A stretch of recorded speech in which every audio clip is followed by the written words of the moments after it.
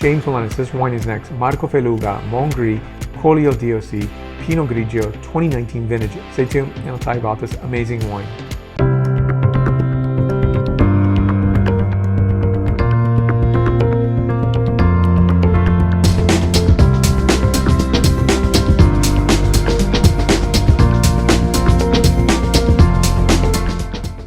So the word Mongris is a Friulano word, so the dialect from the Friuli Venezia Giulia region, expressing the same word as Pinot Grigio. Here's a back label for you to look at here, 2019 vintage, 13.5% ABV.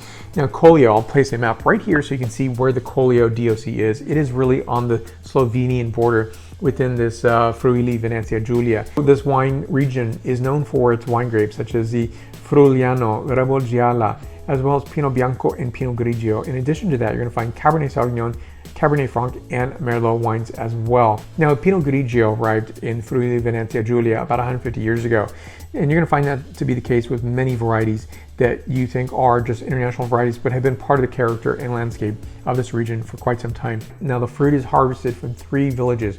One is from the Fara di Sonzo, which is an elevation of 80 meters above sea level, which is 262 feet above sea level.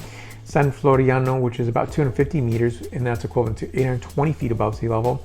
And the Cormans, which is 80 meters above sea level, and equivalent to, again, 262 feet above sea level. Now, the Collio's hilly terrain formed during the Eocene period is composed of layers of sandstone and also loam rock. Now, they were once part of the ocean floor. The soils are impermeable, so rainwater flows off their surface, producing little erosion and preventing standing water, which is very important because you definitely want to make sure that while the grapevines do have access to water, they don't have too much. And that's important for high quality, delicious wines. So after harvesting, the grapes are separated from the stalks. The must and pulp undergo cold maceration on the skin, followed by a light pressing to separate the skins.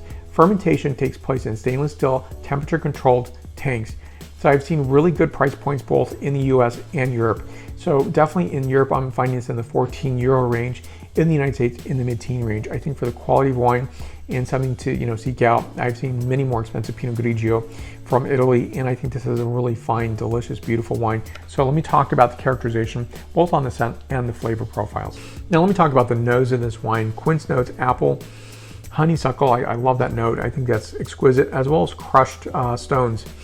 Next is the palate characterization.